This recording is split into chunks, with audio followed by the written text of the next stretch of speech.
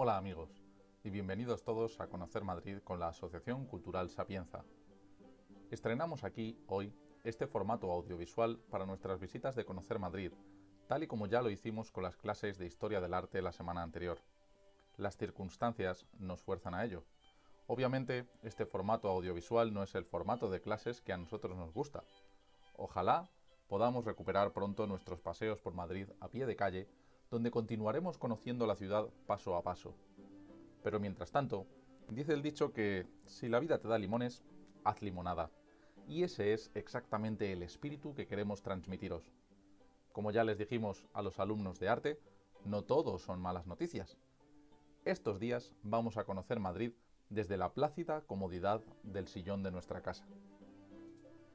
Así pues, si nos acompañáis, hace tiempo que queríamos hablaros en nuestras visitas del plano de Madrid que publicase en 1656 don Pedro Teixeira,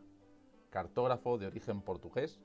artífice del más completo y extenso mapa de la Villa de Madrid del siglo XVII. Un plano al que ya hemos hecho referencia en numerosas visitas a lo largo de estos años, pero del que siempre nos habíamos quedado con ganas de abordar con una mayor profundidad, puesto que es un tesoro de un valor incalculable para todos los amantes de Madrid y su historia. Pero antes de adentrarnos en el plano y sus numerosas curiosidades, cabe preguntarse, ¿quién fue Pedro Teixeira, el artífice de esta joya cartográfica? Pedro Teixeira, portugués como ya hemos mencionado, nace en Lisboa hacia el año 1595, en una época en la que la corona portuguesa estaba unida a la española en la figura del monarca Felipe II. Lisboa, importante puerto atlántico, era aún por aquel entonces también un importante centro de desarrollo de la navegación, y allí se gestó una de las escuelas de cartografía y cosmografía más importantes de Europa desde mediados del siglo XV. Aunque el prestigio de Portugal en este sentido había decrecido y no contaba ya con el esplendor que tuviera en tiempos de don Enrique el Navegante o del rey Manuel el Afortunado, seguía habiendo allí una importante escuela de geógrafos, cartógrafos y cosmógrafos, por aquel entonces ciencias todas estas muy afines, que seguía produciendo magníficos mapas e instrumentos de navegación para los mandatarios portugueses. En el seno de una de esas familias nació Pedro, de hecho posiblemente en la más importante de ese momento, ya que su padre, Luis Teixeira, al igual que antes su abuelo Domingo,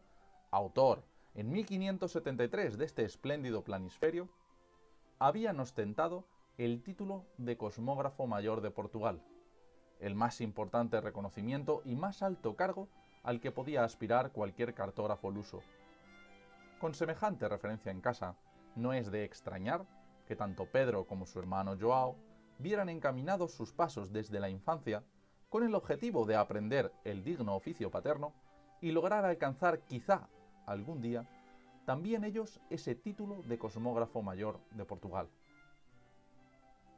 Pero cartografía y cosmografía iban en el siglo XVII indisolublemente unidos al oficio de marinero, de tal manera que Pedro hubo de completar su formación en el mar. Dura vida, sin duda, la del marinero del siglo XVII, en la que además Pedro hubo de sobrevivir como marinero de fortuna, enrolándose en buques corsarios que le llevaron a una vida de piratería en la que recorrió medio mundo. Tras sus aventuras como marino, en 1619, Pedro y su hermano Joao llegaron a Madrid con su licencia de cosmógrafos,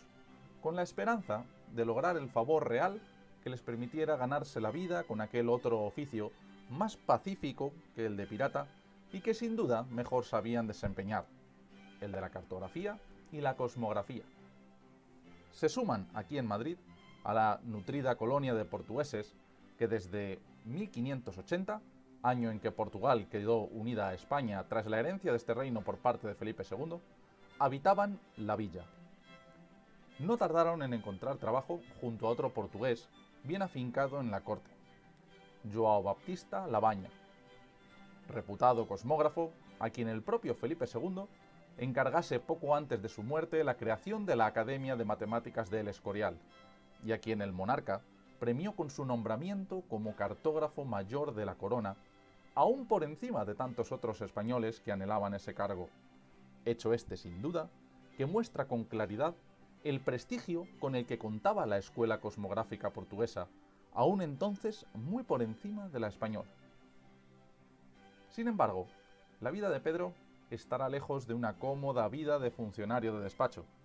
Sus conocimientos en materia de cartografía, pero también de navegación, así como sin duda sus aptitudes como hombre de armas, llevarán a Pedro a ganarse la vida como espía al servicio de su majestad. Un auténtico agente 007 del siglo XVII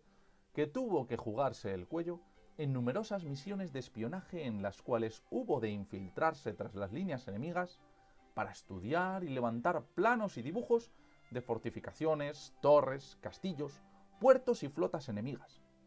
especialmente en Francia, ya que era entonces el país galo nuestro principal enemigo en el panorama geopolítico mundial. Recordemos que entre los años 1618 y 1648, España libra la última etapa de las guerras en Flandes, concretamente la que será recordada como Guerra de los 30 años, y que concluirá tras el desastre de la batalla de Rocroi, el último descalabro militar de una guerra imposible de aquel pulso de orgullo y arrogancia que quisimos sostener contra media Europa. Cuando en 1621 el rey Felipe III muere y sube al trono el joven Felipe IV, Joao Baptista Labaña recibió del monarca un encargo muy especial: la realización de un gran atlas de la península ibérica que, siguiendo el modelo de las últimas publicaciones del Theatrum Orbis Terrarum de Abraham Ortelius, no solo se representasen mapas y planos al uso tradicional, sino también vistas panorámicas de las principales ciudades. Pedro, nombrado cosmógrafo real por Felipe IV en 1622, fue seleccionado por Labaña para sumarse a este proyecto que él dirigía. Sin embargo, a los 8 años de iniciado, Joao Baptista Labaña fallece, y sus compañeros fueron abandonando paulatinamente el proyecto hasta que quedó Pedro como único responsable del mismo, en una labor que le tomará 12 largos años concluir. El resultado fue el conocido como Atlas del Rey Planeta, el primer atlas ilustrado de la península ibérica, en el que Pedro Teixeira recorrió en barco toda la costa peninsular para ofrecer así hermosas estampas de las principales ciudades costeras de nuestro territorio. En 1640, 2 años después de la conclusión del Atlas, Pedro Teixeira, ya con trato de capitán y puesto de nuevo al cargo de importantes misiones de espionaje, vio cómo se producía de nuevo la independencia de Portugal respecto de la corona española. Muchos fueron los portugueses que hicieron entonces las maletas y regresaron al país luso. Sin embargo, Pedro, con mujer e hijos madrileños, decide permanecer en la corte, leal al rey Felipe IV, y no se mueve de su residencia en la antigua calle del Pardo. En la actualidad la encontraríamos en las inmediaciones de lo que es hoy la calle Princesa. Aquí dedicó los últimos años de su vida a la ejecución de la topografía de la Villa de Madrid, el gran plano que será aquí hoy objeto de nuestro estudio. Realizó Teixeira una suerte de plano callejero de la ciudad, tomando medidas de las calles y edificios uno por uno, lo que lo dota de una exactitud verdaderamente extraordinaria si se tienen en cuenta los rudimentarios medios con los que dichas mediciones pudieron ser tomadas. Sobre ese plano callejero levantó después a mano alzada los dibujos de todas las casas, iglesias, monasterios y tantos otros puntos de interés que poseía la ciudad, con un nivel de detallismo verdaderamente sorprendente. Es poco probable que Teixeira pudiera conocer en detalle el interior de cada casa, cómo estaban plantados los jardines o si había tal o cual otra fuente, lo cual invita a los especialistas a pensar que sin duda este plano, pese a su enorme exactitud y fidelidad a la realidad, debe de tener sin duda también un pequeño componente artístico que hacen de él un plano de una perfección y una belleza difícilmente superables. El mapa, completado por Teixeira en 1651, fue entonces enviado a Ámsterdam para ser grabado en planchas de cobre que luego permitiesen sacar numerosas copias calcográficas del mismo y que posibilitasen así su comercialización. El grabador del mismo fue uno de los más prestigiosos maestros del grabado de Ámsterdam, el maestro Salomón Savery. Esto, sin duda, encareció en gran medida el proyecto de Teixeira, si bien se logró una elevada calidad que difícilmente hubiera sido alcanzada en ningún taller de grabación castellano de aquel entonces. Aunque también se produjo, como contrapartida, un problema de erratas en la transcripción de algunos de los nombres que aparecen en el mapa, fruto sin duda alguna del problema lingüístico. El mapa, que posee una superficie de 2,85 metros de largo por 1,80 m de alto, se desarrolla en una escala aproximada de 1 a 1840 y fue dividido en 20 partes para poder ser adecuadamente grabado e impreso, lo que dio lugar a otras tantas planchas que miden aproximadamente 57 por 45 centímetros, con ligeras diferencias de tamaño entre unas y otras. La primera edición del mapa también se imprimió en Amberes, y aunque gozó de cierto éxito, no tuvo tanto como el propio Teixeira hubiera esperado, ya que pese al pago por parte de Felipe IV de 200 escudos por el trabajo, tuvo que endeudarse mucho para esta empresa. Como resultado, cuando Pedro falleció en Madrid el 13 de abril de 1662, no pudo dejar sino deudas a sus herederos. Pedro Teixeira nos obsequió, sin embargo, a todos con un regalo de un valor incalculable: el Mantua Carpetanorum sive matritum urbs regia, su gran plano de la villa y corte de Madrid. El título hace referencia a Mantua Carpetanorum, es decir, a la población carpetana de Mantua que, ya mencionada en el itinerario 25 de Antonino de época romana, fue identificada tradicionalmente por los historiadores madrileños como Madrid, dada la similitud existente entre los topónimos Mantua y Madrid. Sin embargo, hoy sabemos que dicha asociación es errónea,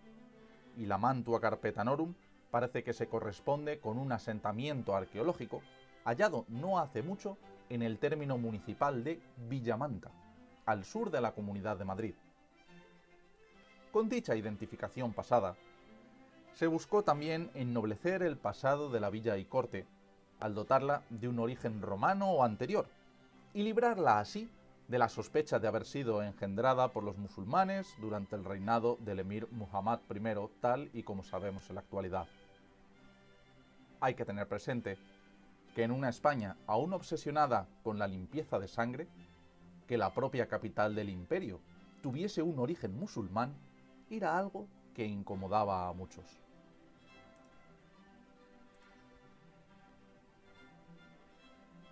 Junto al título aparece representado el escudo de la ciudad de Madrid, su osa y su madroño, rodeados de una bordura con 7 estrellas, todo ello rematado con corona abierta. No deseamos dilatar esta introducción más allá de lo necesario, y por ello no entraremos hoy a analizar la historia del escudo de la villa, que sin duda revela mucha y curiosa información acerca de nuestro pasado. Pero hoy tenemos que encargarnos de otro asunto, de modo que próximamente dedicaremos un nuevo vídeo a ello para que nadie se quede con las ganas. En el lateral derecho encontramos la dedicatoria regia. Aparece el escudo de armas del rey Felipe IV, sostenido por 2 putti o angelitos que portan palmas, símbolos estos de la victoria, la paz y la vida eterna. Escudo y putti figuran sobre una suerte de podio o basamento en el que aparece propiamente la inscripción dedicatoria al monarca de turno, en este caso al rey Felipe IV. Inscripción en la que Pedro Teixeira, y así reza la traducción de la inscripción, presenta a Felipe IV, rey católico, fuerte y pío, esta su ciudad y en ella el compendio del mundo a él sujeto, al rey planeta.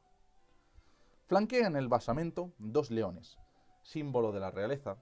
y también multitud de banderas y pertrechos militares en señal de triunfo. En la esquina inferior izquierda encontramos la cartela con la leyenda en la que aparecen numeradas las 14 parroquias antiguas de Madrid, junto con 57 conventos, 18 hospitales e instituciones de caridad y 150 puntos de interés como fuentes y edificios, con especial atención al Real Alcázar y al Palacio del Buen Retiro y sus jardines. Además de estas construcciones principales, el plano representa en conjunto una ciudad de Madrid que se extendía en aquel entonces por más de 532 hectáreas y medía 3 kilómetros de norte a sur y 2 de este a oeste, de tal modo que en su interior Teixeira dio representación a cerca de 100.000 edificios plasmados en el plano. Quedaba Madrid, por aquel entonces, circunscrita por el muro administrativo que, levantado en 1625 durante el reinado de Felipe IV, contendrá el desarrollo urbano de la ciudad durante más de 2 siglos, hasta su desaparición durante el reinado de Isabel II a mediados del siglo XIX. La cerca, realizada en ladrillo y mampostería, fue encargada al arquitecto Juan Gómez de Mora. Lamentablemente, son escasos los restos de aquel muro que han llegado hasta nuestros días, pero podemos hacernos a la idea de cómo era gracias a esos pequeños fragmentos que aún hoy perviven. Por ejemplo, el que se puede contemplar en la Ronda de Segovia, ya muy cerca de la Puerta de Toledo. Ese muro tenía unos 13 kilómetros de longitud en un recorrido que en la actualidad podríamos decir que discurría aproximadamente por la Cuesta de la Vega, Rondas de Segovia, Toledo, Valencia y Atocha hasta llegar a la Plaza del Emperador Carlos V, continuaría por la Avenida de Barcelona y giraría en dirección al actual Paseo de Menéndez Pelayo. Alcanzada la confluencia con la calle Alcalá, giraría hacia la Plaza de la Independencia y giraría de nuevo a la derecha alcanzada la calle Serrano. A través de la calle Jorge Juan, alcanzaría la actual Plaza de Colón para ascender así por la calle Génova, continuando por los bulevares de Sagasta y Carranza y girando a la izquierda por San Bernardo, corriendo por Santa Cruz de Marcenado hasta Serrano Jover y desde ahí posteriormente por la calle Princesa, girando por Ventura Rodríguez y de nuevo en Ferraz para continuar por Bailén hasta la Cuesta de San Vicente. Llegados a este punto, el muro bordeaba el Alcázar y sus jardines, lo que hoy en día conocemos el Campo del Moro, de tal modo que bajando el muro por la calle Cuesta de San Vicente, alcanzaría el Paseo de Virgen del Puerto y después lo subiría bordeando hasta enlazar de nuevo con la Cuesta de la Vega. Aparecen representadas en el plano las 5 puertas principales o de registro, únicas habilitadas para la entrada de mercancías a la ciudad, ya que en ellas se cobraba un impuesto sobre los bienes que podríamos considerar equivalente al IVA actual, con la diferencia de que ese se pagaba por adelantado, antes de vender las mercancías que se introducían en la urbe. Estas puertas, que a continuación vamos señalando en el mapa, eran Alcalá, que no se situaba exactamente donde se encuentra la actual, sino en la confluencia de la calle Alcalá con Alfonso XI, la Puerta de Atocha, también llamada Puerta de Vallecas, porque a partir de aquí el camino que llevaba hasta la Virgen de Atocha se encaminaba después hasta el pueblo de Vallecas, la Puerta de Toledo, la Puerta de Segovia, llamada también Puerta de la Puente por dar al puente de Segovia, y por último, la Puerta de los Pozos de Nieve, que a partir del siglo XIX será bautizada como de Bilbao en honor a la heroica resistencia de esta ciudad durante la Primera Guerra Carlista. Hay que aclarar que en el caso de esta última, pasó a ser puerta de registro tras el traslado del mismo desde la puerta de Fuencarral, que tuvo previamente dicho rango. Ambas puertas daban al Camino Real de Francia, que transitaba por la actual calle de Bravo Murillo, y que era la principal vía de comunicación con el norte, y que era en realidad conocida por los madrileños como Carretera Mala de Francia. Y esto no es porque hubiese otra que fuera la buena, sino por la aplicación de un galicismo, malet, que nombraba a los baúles en los que llegaba el correo desde el país galo. Aparte de estas puertas principales, existían otros 14 portillos secundarios, que servían para la entrada y salida cotidiana de los vecinos de la ciudad, especialmente de aquellos que trabajaban en campos y huertas de los alrededores, así como lavanderas y criadas que bajaban al Manzanares a lavar la ropa. En esa lista encontraríamos los portillos de La Campanilla, Lavapiés, Embajadores, El Campillo, Gilimón, Las Vistillas, la Puerta de la Vega, San Vicente, el portillo llamado de San Bernardino o San Joaquín, el portillo de Conde Duque, Fuencarral, Maravillas, Santa Bárbara y finalmente el portillo de Recoletos. Las puertas permanecían abiertas hasta las 10 de la noche en invierno y en verano hasta las 11. Pasado este horario, en caso de necesidad, un retén permitía el paso. Por su parte, los portillos se abrían al amanecer y se cerraban con la puesta del sol, permaneciendo cerrados toda la noche, ya que, como se ha señalado, eran puertas de menor importancia que las de registro o reales. En el caso de estos portillos, salvo la puerta de San Vicente, que en el siglo XVII era conocida como Puerta del Parque, que fue engalanada primero por Pedro de Ribera en 1726 y después por Sabatini en 1775, que creó la puerta que se mantuvo hasta 1890, en que fue desmontada y cuya recreación podemos ver hoy en la glorieta del Príncipe Pío, ningún portillo